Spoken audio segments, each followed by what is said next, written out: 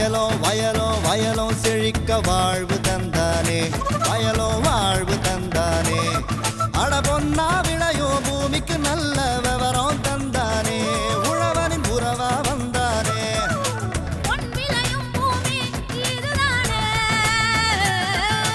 வயலோ வயலோ வயலோ செழிக்க வாழ்வு தந்தானே, வயலோ வாழ்வு தந்தானே. அட பொன்னா விளையோ பூமிக்கு நல்ல விவரம் தந்தானே, உழவனின் உறவா வந்தானே. தந்தன தந்தன தன தந்தானே, மண்வளம் பொங்கிட துணை வந்தானே. தந்தன தந்தன தன தந்தானே, மண்வளம் பொங்கிட துணை வந்தானே. வணக்கம் வேளாண் பெருமக்களே, இன்றைய பொன் விளையும் பூமி நிகழ்ச்சியில் முதலில் வருவது வேளாண் செய்திகள், வேளாண் மண்டலங்களுக்கான வேளாண் ஆலோசனை, வேளாண் சந்தை, வேளாண் வானிலை மற்றும் வேளாண் தொழில்நுட்பம். இன்றைய வேளாண் தொழில்நுட்பத்தில் விதை குத்து குத்தாக விதைக்கும் கருவி பற்றி விளக்கம் தருகிறார் கோயமுத்தூர் வேளாண் பொறியியல் கல்லூரி மற்றும் ஆராய்ச்சி நிலைய வேளாண் இயந்திரங்கள் ஆராய்ச்சி மையத்தின் பேராசிரியர் முனைவர் ஆ சுரேந்திரகுமார் அவர்கள். இனி வருவது வேளாண் செய்திகள்.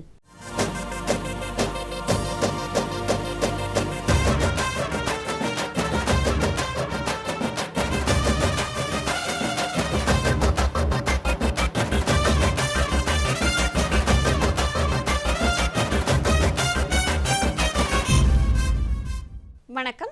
வேளாண் செய்திகள். முதலில் வருவது மாத்தி யோசிச்சேங்க. ஒருங்கிணைந்த நீர்வடி பகுதி மேலாண்மை திட்டத்தில் வாழ்வாதாரம் பெற்ற விருதுநகர் மாவட்டம் செங்கமலப்பட்டி வேளாண்மையாளர் கே ரவீந்திரன் தரும் தகவல்கள். வேளாண் ஆலோசனை நேரத்தில் வேளாண் மண்டலங்களுக்கான வேளாண் ஆலோசனை. தொடர்ந்து வேளாண் சந்தையில் வேளாண் ஒழுங்குமுறை விற்பனை கூடங்களில் வேளாண் விளைபொருட்களின் விலை நிலவரம். காஞ்சிபுரம் உழவர் சந்தையில் காய்கறிகளின் இன்றைய விலை நிலவரம். உழவர் மற்றும் மீனவர்களுக்கான வானிலை முன்னறிவிப்பு. விரிவான செய்திகள். மாத்தி யோசிச்சேங்க. ஊரக பகுதிகளில் வசிக்கும் மக்கள் மற்றும் ஊரக தொழில் புரிவோர் இவர்களுக்கான பொருளாதார தேவைகளை பூர்த்தி செய்ய வழிவகைகளை கண்டறிந்து செயலாக்கம் மாவட்டம் தோறும் ஒவ்வொரு துறைகள் மூலம் நடைபெற்று வருகின்றது. அதன் அடிப்படையில் நீர்வடி பகுதி மேலாண்மையில் வாழ்வாதாரத்தை பெற்று தந்த விருதுநகர் மாவட்டம் செங்கமலப்பட்டி கிராம தலைவர் கே ரவீந்திரன் அவர்களை சந்தித்த போது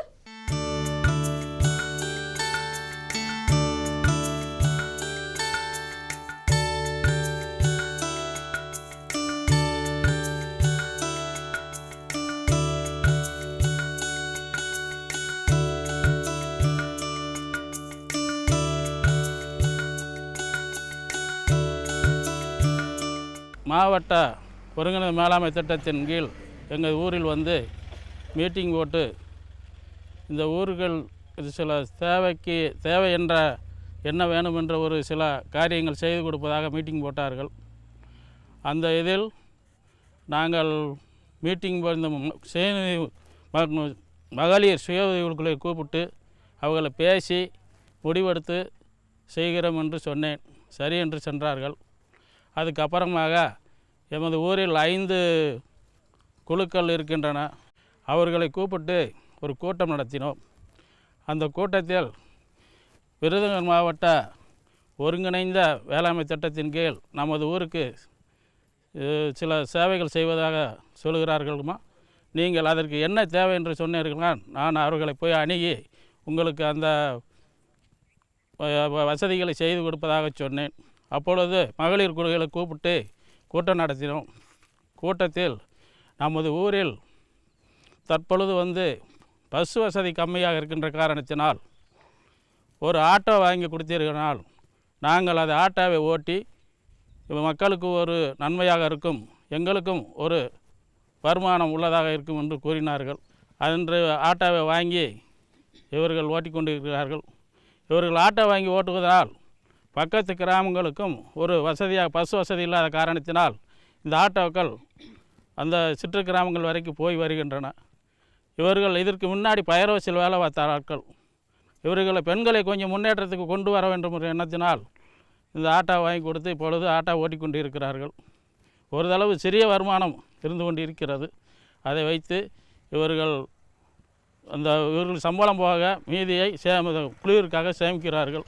மேலும் விவரம் பெற கே ரவீந்திரன் அவர்களை 09345094147 என்ற கைபேசி எண்ணில் தொடர்பு கொள்ளலாம். இனி தொடர்வது வேளாண் ஆலோசனை நேரம்.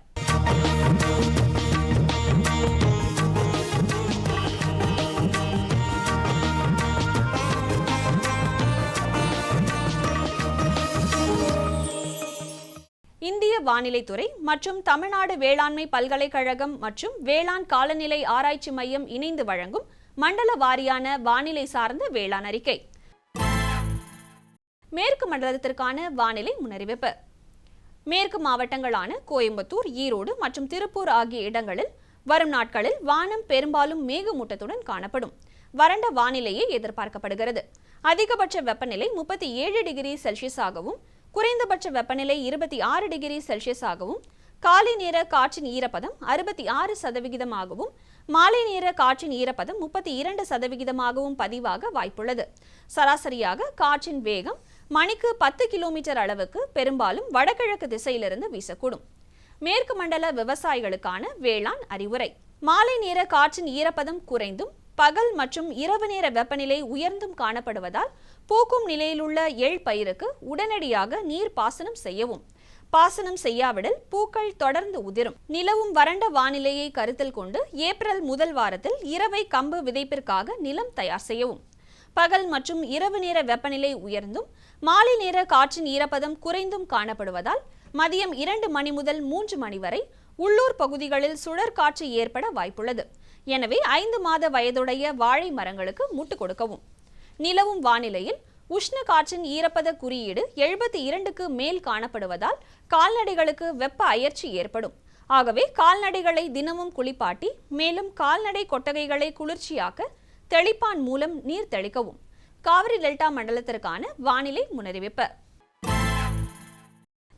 காவேரி பாசன பகுதிக்கு உட்பட்ட மாவட்டங்களான தஞ்சாவூர், நாகப்பட்டினம், திருவாரூர், கரூர், பெரம்பலூர், அரியலூர் மற்றும் திருச்சி ஆகிய இடங்களில் வானம் லேசான மேகமூட்டத்துடன் காணப்படும். வறண்ட வானிலையே எதிர்பார்க்கப்படுகிறது. அதிகபட்ச வெப்பநிலை 33 டிகிரி செல்சியஸ் முதல் 37 டிகிரி செல்சியஸ் ஆகவும் குறைந்தபட்ச வெப்பநிலை 26 டிகிரி செல்சியஸ் முதல் 28 டிகிரி செல்சியஸ் ஆகவும் பதிவாக வாய்ப்புள்ளது. காலை நேர காற்றின் ஈரப்பதம் 62 முதல் 74% பதிவாக வாய்ப்புள்ளது. காற்றின் வேகம் 5 கிலோமீட்டர் முதல் 9 கிலோமீட்டர் வேகத்தில் வீசக்கூடும் எனவும் எதிர்பார்க்கப்படுகிறது. காவிரி டெல்டா மண்டல விவசாயிகளுக்கான வேளாண் அறிவுரை. அடுத்த 5 நாட்களுக்கு வறண்ட வானிலை காணப்படுவதால் கரும்பு மற்றும் எள் பயிர்களுக்கு சீராக நீர் பாய்ச்சவும். கோடை பருவத்தில் ஈரவையில் உளுந்து பயிருக்கு ஆடுதுறை 5 ஏற்ற ரகம். நெல் தரிசு உளுந்து பயிரானது தற்போது முதிர்ச்சி நிலையில் உள்ளதால் முதிர்ந்த காய்களை பறித்து உலர்த்த வேண்டும் அல்லது செடியினை வேரோடு பிடுங்கி குவித்து வைத்து உலர்த்தவும். தெற்கு மண்டலம் 1ற்கான வானிலை முன்னறிவிப்பு. தெற்கு மண்டலத்திற்கு உட்பட்ட மாவட்டங்களான திருநெல்வேலி, விருதுநகர், தூத்துக்குடி ஆகிய மாவட்டங்களில் வானம் லேசான மேகமூட்டத்துடன் காணப்படும். பகல் நேர வெப்பநிலை 32 டிகிரி செல்சியஸ் முதல் 39 டிகிரி செல்சியஸ் ஆகவும் இரவு நேர வெப்பநிலை 25 டிகிரி செல்சியஸ் முதல் 27 டிகிரி செல்சியஸ் ஆகவும் பதிவாக வாய்ப்புள்ளது. காலை நேர காற்றின் ஈரப்பதம் 66 முதல் 90% பதிவாக வாய்ப்புள்ளது. காற்றின் வேகம் 2 கிலோமீட்டர் முதல் 12 கிலோமீட்டர் வேகத்தில் வீசக்கூடும் எனவும் எதிர்பார்க்கப்படுகிறது. தெற்கு மண்டலம் 1 விவசாயிகளுக்கான வேளாண் அறிவுரை. வரும் தினங்களில் லேசான மேகமூட்டம் மற்றும் மிதமான ஈரப்பதம் எதிர்பார்க்கப்படுவதால் இரவை பருத்தி பயிர்களுக்கு நீர் பாசனம் செய்யவும். பழப்பருவத்தில் உள்ள தக்காளி பயிருக்கு நீர் பாய்ச்சுவதன் மூலம் வெப்பத்தினால் விரைவில் பழமாவதை தடுக்கலாம். வரும் தினங்களில் எதிர்பார்க்கப்படும் அதிக வெப்பநிலையின் தாக்கத்தை குறைக்க கால்நடைகளுக்கு குளிர்ந்த நீர் மற்றும் பசுந்தீவனங்களை போதிய அளவு அளிக்கவும். தெற்கு மண்டலம் 2ற்கான வானிலை முன்னறிவிப்பு. வரும் நாட்களில் மதுரை, சிவகங்கை, தேனி, புதுக்கோட்டை, திண்டுக்கல், ராமநாதபுரம் ஆகிய மாவட்டங்களில் வானம் லேசான மேகமூட்டத்துடன் காணப்படும். தேனி மாவட்டத்தில் வரும் தினங்களில் 12 மில்லிமீட்டர் மழை எதிர்பார்க்கப்படுகிறது. மற்ற மாவட்டங்களில் வறண்ட வானிலையே எதிர்பார்க்கப்படுகிறது. பகல் நேர வெப்பநிலை 34 டிகிரி செல்சியஸ் முதல் 39 டிகிரி செல்சியஸ் ஆகவும் இரவு நேர வெப்பநிலை 20 டிகிரி செல்சியஸ் முதல் 27 டிகிரி செல்சியஸ் ஆகவும் பதிவாக வாய்ப்புள்ளது. காலை நேர காற்றின் ஈரப்பதம் 66 முதல் 82% பதிவாக வாய்ப்புள்ளது. காற்று மணிக்கு 6 கிலோமீட்டர் முதல் 9 கிலோமீட்டர் வேகத்தில் வீசக்கூடும் எனவும் எதிர்பார்க்கப்படுகிறது. தெற்கு மண்டலம் 2 விவசாயிகளுக்கான வேளாண் அறிவுரை. தேனி மாவட்டத்தை தவிர மற்ற மாவட்டங்களில் அடுத்த 5 நாட்களுக்கு மழை பெய்ய வாய்ப்பு இல்லை.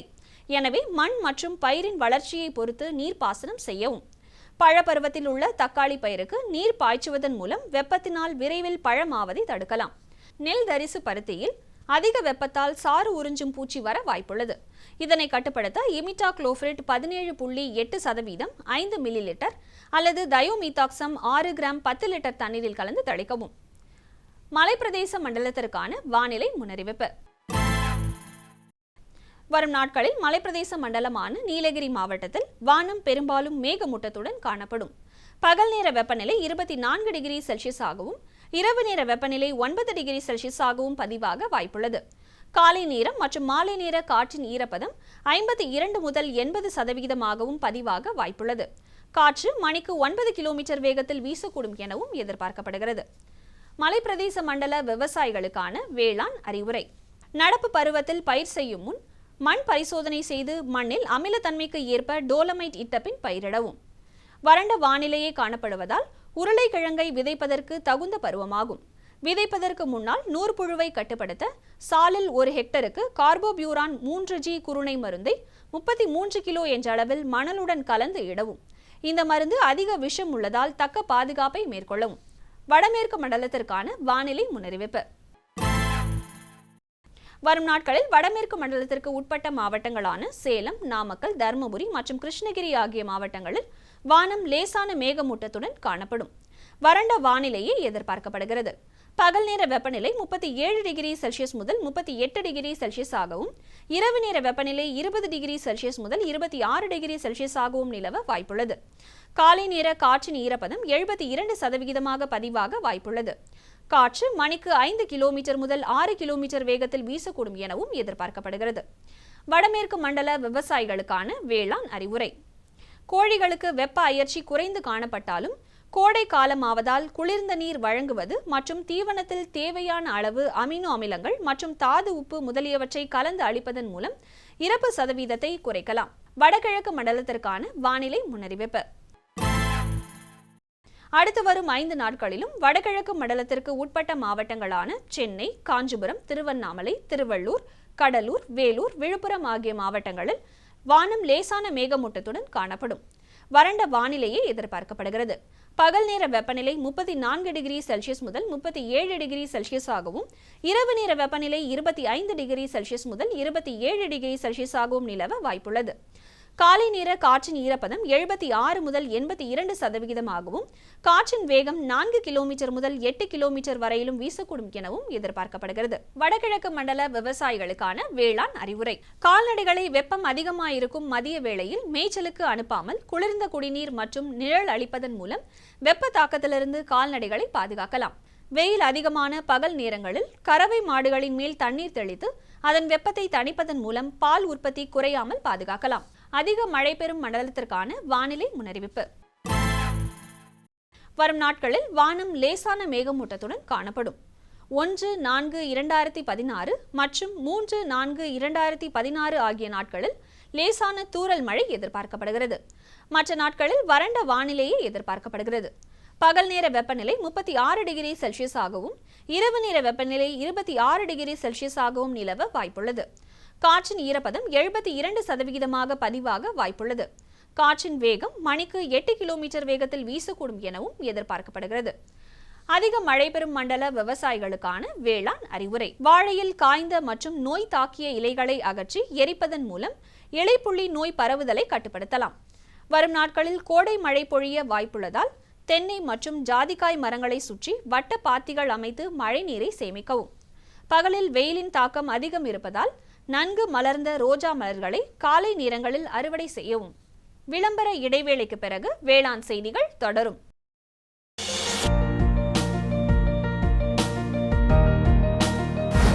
வேம்பு கலந்த யூரியா.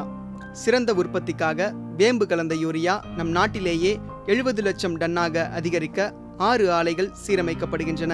FCIL-இன் கோரக்பூர், சித்ரி, தல்ச்சர் மற்றும் ராமகுண்டம் ஆலைகள், HFCL-இன் பரௌனி மற்றும் BBFCL-இன் நாமருல் போர்ட் ஆகியன. பழம் நழுவி பாலில் விழுந்தது போல இப்பொழுது நம் நாட்டிலேயே வேம்பு கலந்த யூரியா உற்பத்தி செய்யப்படும். இதனால் விவசாயிகளுக்கு நன்மையே விளையும். 10% வரை தானிய உற்பத்தி அதிகரிக்கும். மண்ணில் 10-15% நைட்ரஜன் திறன் அதிகரிக்கும். சிறந்த உற்பத்திக்கு வேம்பு கலந்த யூரியா.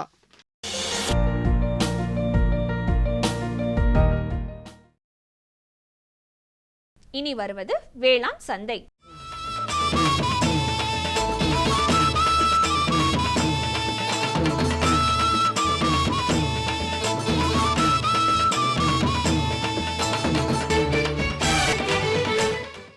வேளாண் சந்தையில் வேளாண் ஒழுங்குமுறை விற்பனை கூடங்களில் வேளாண் விளைபொருட்களின் விலை நிலவரம். கம்பு இதர ரகம் தேனியில் குறைந்தபட்சமாக 1770 ரூபாய்க்கும் அதிகபட்சமாக 1840 ரூபாய்க்கும், சோளம் இதர ரகம் அரியலூரில் 3380 ரூபாயிலிருந்து 3410 ரூபாய்க்கும், அருப்புக்கோட்டையில் 1900 ரூபாயிலிருந்து 1950 ரூபாய்க்கும், மக்காச்சோளம் இதர ரகம் ஆத்தூரில் 1320 ரூபாயிலிருந்து 1460 ரூபாய்க்கும், கெங்கவல்லியில் 1470 ரூபாயிலிருந்து 1482 ரூபாய்க்கும், நெல் ஆடுதுறை 37 காவேரி பாக்கத்தில் 1050 ரூபாயிலிருந்து 1410 ரூபாய்க்கும், விழுப்புரத்தில் 933 ரூபாயிலிருந்து 1016 ரூபாய்க்கும், டிவி கம்பு திருக்கோவிலூரில் 3000 ரூபாயிலிருந்து 3009 ரூபாய்க்கும், உளுந்தூர்பேட்டையில் 2916 ரூபாயிலிருந்து 3001 ரூபாய்க்கும், பருத்தி MCU 5 ராஜபாளையத்தில் 3600 ரூபாயிலிருந்து 4500 ரூபாய்க்கும், வடமதுரையில் 3800 ரூபாயிலிருந்து 3950 ரூபாய்க்கும், உளுந்து இதர ரகம் ஆரணியில் குறைந்தபட்சம் மற்றும் அதிகபட்சமாக 9069 ரூபாய்க்கும், கள்ளக்குறிச்சியில் 9399 ரூபாயிலிருந்து 9800 ரூபாய்க்கும், மஞ்சள் விரலி நாமகிரிப்பேட்டையில் குறைந்தபட்சமாக 9699 ரூபாயிலிருந்து 12009 ரூபாய்க்கும், சேலத்தில் குறைந்தபட்சமாக 8780 ரூபாயிலிருந்து அதிகபட்சமாக 9890 ரூபாய்க்கும் விற்பனை செய்யப்பட்டது. தொடரும் வேளாண் சந்தையில் காஞ்சிபுரம் உழவர் சந்தையில் காய்கறிகளின் இன்றைய விலை நிலவரம். கத்தரிக்காய் 1 கிலோ 20 ரூபாய்க்கும், வெண்டைக்காய் 1 கிலோ 15 ரூபாய்க்கும், அவரைக்காய் 1 கிலோ 25 ரூபாய்க்கும், சின்ன வெங்காயம் 1 கிலோ 25 ரூபாய்க்கும், பெரிய வெங்காயம் 1 கிலோ 15 ரூபாய்க்கும், பச்சை மிளகாய் 1 கிலோ 30 ரூபாய்க்கும், தக்காளி 1 கிலோ 10 ரூபாய்க்கும், கறிவேப்பிலை 1 கிலோ 30 ரூபாய்க்கும், கொத்தமல்லி 1 கிலோ 15 ரூபாய்க்கும், புதினா 1 கிலோ 15 ரூபாய்க்கும் விற்பனை செய்யப்பட்டது. வேளாண் சந்தை பற்றிய தகவல்களை தேசிய அளவில் www.agmarknet.nic.in என்ற வலைதளத்திலும், உள்நாட்டு மற்றும் ஏற்றுமதி சந்தை தகவல் மையம் www.tnagmark.tn.nic.in என்ற இணையதளத்திலும், தோட்டக்கலை விளைபொருட்களின் தினசரி விலை விவரத்தை www.nhb.gov.in என்ற இணையதளத்திலும் பெற்று உங்கள் வேளாண் பொருட்களை சந்தைப்படுத்த தெரிந்து கொள்ளலாம். இனி வருவது வேளாண் வானிலை.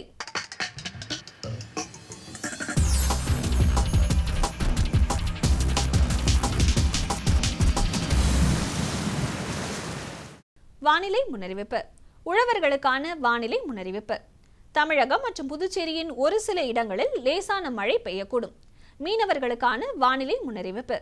தமிழகம் மற்றும் புதுச்சேரியின் கடலோர பகுதிகளில் எச்சரிக்கை எதுவுமில்லை. இத்துடன் இன்றைய வேளாண் செய்தி அறிக்கை நிறைவடைகிறது. வணக்கம். இதை கேளு. என்கிட்ட என்ன சொல்ல போறீங்க? போய் அவகிட்ட சொல்லுங்க. யார்கிட்ட? அதான் உங்க மொபைல் போன். காலையில சாயங்காலம் ராத்திரி பகலுன்னு ஒட்டிட்டு இருக்கீங்க. கேட்டா விவசாய கால் சென்டர்ட்ட பேசிட்டு இருக்குன்னு சொல்றீங்க. ஓ, இதுதான் விஷயமா? ஆமா, என்னாச்சு? இப்பெல்லாம் பேசுறது இல்லையா? இப்பெல்லாம் பேச்சு சீக்கிரமா முடிஞ்சிருது. அப்படியா? ஆமா, இப்ப அதிக லைன்கள் மற்றும் சிறப்பு தொழில்நுட்பம் மூலமா வேளாண் நிபுணர்கிட்ட சீக்கிரமா பேச முடியுது. எப்போ லைன் பிஸியா இருந்தா நம்ம பிரச்சனையை போன்ல ரெக்கார்ட் பண்ணலாம். அங்க இருந்து போனும் வந்துடும். நம்ம பிரச்சனைக்கு தீர்வு மெசேஜ் மூலமாவும் வந்துடும். இதோ பாரு, வந்துருச்சு. ஆஹா, இனிமேல் காத்துட்டு இருக்க வேண்டிய அவசியமே இல்லையே. ஆமா, அதான் திடீர்னு என் மேல இவ்வளவு அன்பு எப்படி வந்ததுன்னு நினைச்சிட்டு இருந்தேன். விவசாயம் தொடர்பான பிரச்சனைகளுக்கு உங்கள் மொழியில் உடனே தீர்வு பெற இந்தியா முழுவதிலும் எந்த போனில் இருந்தும் ஹெல்ப்லைன் நம்பரை தொடர்பு கொள்ளவும். விவசாயிகளின் நண்பன், விவசாயிகள் கால் சென்டர்.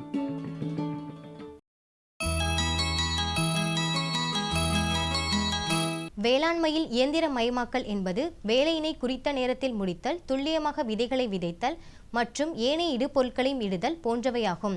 இதன் அடிப்படையில் விதைகளை விதைப்பதற்கான இயந்திரமான ஹில்ட்ராப் பிளான்டர், அதாவது விதையை குத்து குத்தாக விதைக்கும் கருவியின் வடிவம் மற்றும் அதன் செயல்பாடுகளை விளக்குகிறார் கோயமுத்தூர் வேளாண் பொறியியல் கல்லூரி மற்றும் ஆராய்ச்சி நிலைய வேளாண் இயந்திரங்கள் ஆராய்ச்சி மையத்தின் பேராசிரியர் முனைவர் ஆ. சுரேந்திரகுமார் அவர்கள்.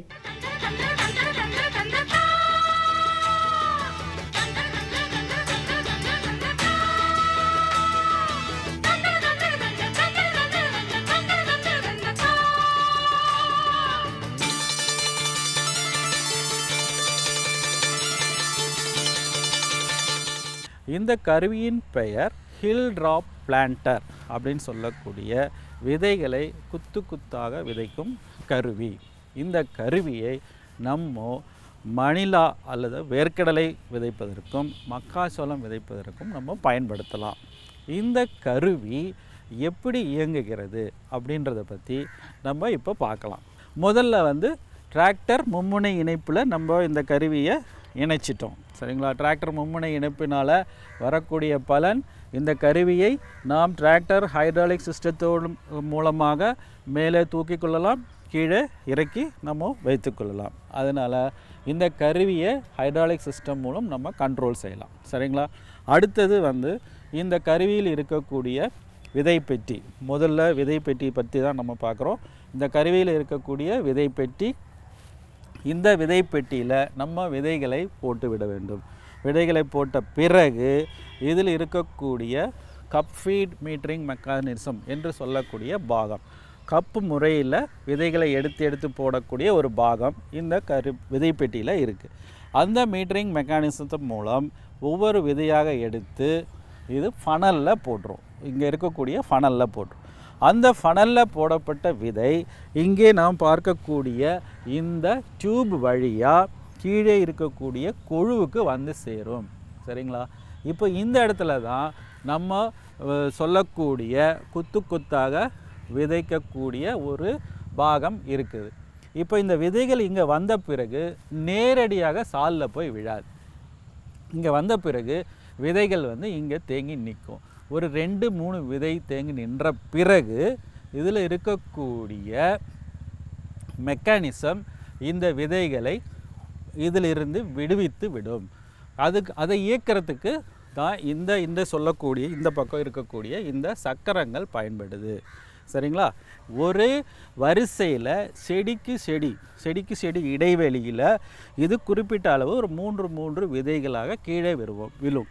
அதை தான் நம்ம குத்து குத்தாக விழுவது hill drop mechanism, hill drop planter என்று சொல்கிறோம். சரிங்களா?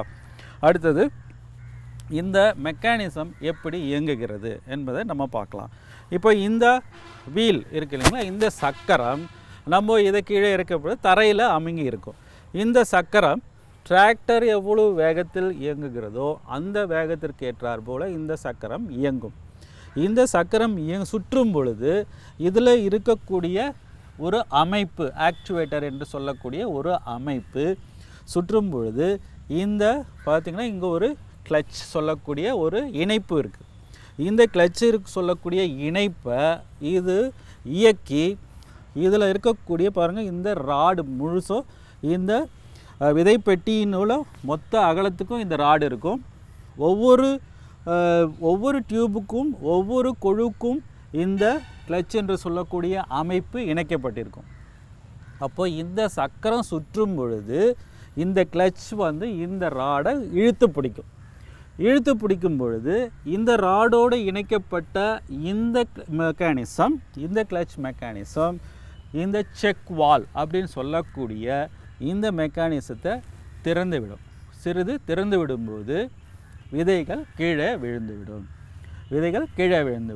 அப்போது அது வரைக்கும் இதில் 2-3 விதைகள் தேங்கி நிற்கும். ஒரு குறிப்பிட்ட தூரம் போன பிறகு இந்த செக் வால் திறந்து விடப்பட்டதுனால ஒரே இடத்துல 2-3 விதைகள் விழுந்துடும். அப்போது இந்த விதைகள் குறிப்பிட்ட ஒரு ஆழமான ஒரு 4 சென்டிமீட்டர் அளவில் எப்படி விழுகிறது? நம்ம முதலே சொன்னோம், நிலம் தயார் செய்யும்போது மேடு பள்ளமாக இருக்கும். இந்த கருவியை உபயோகப்படுத்தும் பொழுது குறிப்பிட்ட ஆழமான 4 சென்டிமீட்டர்லேயே இது விழுந்துருது அப்படின்னு சொல்லுவோம். சாதாரணமாக எல்லா கருவிகளில் இருக்கக்கூடிய கொழு அமைப்பானது இந்த மெயின் ஃப்ரேம் என்று சொல்லக்கூடிய இந்த அமைப்போடு இணைக்கப்பட்டிருக்கும். இதில் பார்த்திங்கன்னா இந்த கொழு அமைப்பு மேலேயும் கீழேயும் போகுமாறு இணைக்கப்பட்டிருக்கு. இதில் ஒரு ஸ்ப்ரிங் அமைப்போட மேலேயும் கீழேயும் போவது போல் இந்த கொழு அமைப்பு இணைக்கப்பட்டிருக்கு. அப்போது நிலத்தின் மேடு பள்ளத்திற்கு ஏற்றமாற இது மேலேயும் கீழேயும் போகும்பொழுது இது விதைகளை குறிப்பிட்ட ஆழமான 4 சென்டிமீட்டரில் விதைத்து விடுது. அது இந்த அமைப்பு, இந்த கொழு அமைப்பும் பார்த்திங்கன்னா ஒரு தட்டையான ஒரு வடிவத்தில் ரொம்ப ஆழமாக போகாமல் கீழே உள்ளே இறங்கிக்காமல் தடுக்கிற மாதிரி தட்டையான ஒரு வடிவமைக்கப்பட்டிருக்கு. அப்போது இதில் குறிப்பிட்ட ஆழத்தில் விதைகள் விழுந்துவிடும். ஒரு குத்துக்கு 3 விதைகள் 4 விதைகள் அல்லது 2 விதைகள் விழுந்துவிடும். அப்போது இது ஹில் ட்ராப் மெக்கானிசம் என்று சொல்லக்கூடிய அமைப்பு. விதைகள் விழுந்த பிறகு அதை நாம் மூட வேண்டும். மண்ணை மூடுறதுக்காக பார்த்திங்கன்னா இந்த செயின் அமைப்பு கொடுக்கப்பட்டிருக்கு. தரையில் அப்படியே இயக்கிட்டே போகும்பொழுது இது மண்ணை அப்படியே தேய்ச்சிட்டே வந்து விதைகளை வந்து மூடிவிடும். இந்த விதைக்கும் கருவியை கொண்டு நாம் குறிப்பிட்ட ஆழத்தில் நிலம் மேடு பள்ளமாக இருந்தாலும் இந்த விதைக்கும் கருவியை கொண்டு நாம் விதைப்பு செய்யலாம்.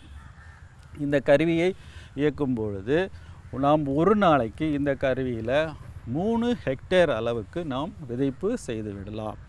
இந்த கருவியும் நாம் உபயோகப்படுத்தும் பொழுது குறிப்பிட்ட இடைவெளியில் குறிப்பிட்ட ஆழத்தில் நிலம் எப்படி மேடு பள்ளமுமாக இருந்தாலும் விதைப்பு செய்வதனால் முளைப்பு திறன் நன்றாக இருந்து நமக்கு மகசூல் அதிகரிக்க வாய்ப்பு அதிகமாக உள்ளது. இக்கருவியை பற்றி உங்களுக்கு மேலும் விவரங்கள் தேவைப்படுமானால் வேளாண் கருவிகள் ஆராய்ச்சி மையம், தமிழ்நாடு வேளாண்மை பல்கலைக்கழகம், கோவை 641003 என்ற எண்ணத்துக்கு நீங்கள் தொடர்பு கொள்ளுங்கள். அது தவிர உங்கள் மாவட்டத்தில் இருக்கும் வேளாண் அறிவியல் நிலையத்திலோ அல்லது ஆராய்ச்சி நிலையங்களிலோ தொடர்பு கண்டு இக்கருவியை பற்றி நீங்கள் தெரிய வேண்டுமென்றால் தெரிந்து கொள்ளலாம். இந்த கருவியை பற்றி நாம் இவ்வளவு நேரம் நல்லா தெரிஞ்சுக்கிட்டோம். இது எப்படி இயங்குது, இதில் இருக்கக்கூடிய பாகங்கள்லாம் அதுக்கு எப்படி பயன்படுது அப்படின்றத பற்றி எல்லா விவரங்களும் நம்ம தெரிஞ்சுக்கிட்டோம். ஆனால் விலையை பற்றி மட்டும் நம்ம தெரியல இல்லைங்களா? அதனால் இக்கருவியினோட விலை கிட்டத்தட்ட உங்களுக்கு 85,000 ரூபாய் வரை வரும். அதனால் இக்கருவியை நீங்கள் வாங்கி பயன்படுத்தி மகசூலை அதிகரித்து நம் நாட்டில் வேளாண்மையில் ஒரு புரட்சியை ஏற்படுத்துமாறு உங்களை வேண்டி கேட்டுக்கொண்டு விடைபெறுகிறேன். நன்றி, வணக்கம். மேலும் விவரம் பெற முனைவர் ஆ. சுரேந்திரகுமார் அவர்களை 0422245757 என்ற தொலைபேசி எண்ணில் தொடர்பு கொள்ளலாம். சுகமாய் பரவும் நறுமணத்தில், சுவை எனும் இன்பத் தோட்டத்தில், வளர்ச்சி எனும் பாதையில், மலர்ந்திருக்கும் புன்னகையில், பசுமையான செடிகளில், பெரிய பெரிய வர்த்தகங்களில், தேனீக்களின் ரீங்காரத்தில், மகிழ்ச்சியின் இன்ப ஒலியில். NHM தோட்டக்கலை இயக்கம். எங்கள் விருப்பம் உங்களது புன்னகை. 1/4/2016 வெள்ளிக்கிழமை அன்று பொன் விளையும் பூமி நிகழ்ச்சியில் மாத்தி யோசிச்சேங்க.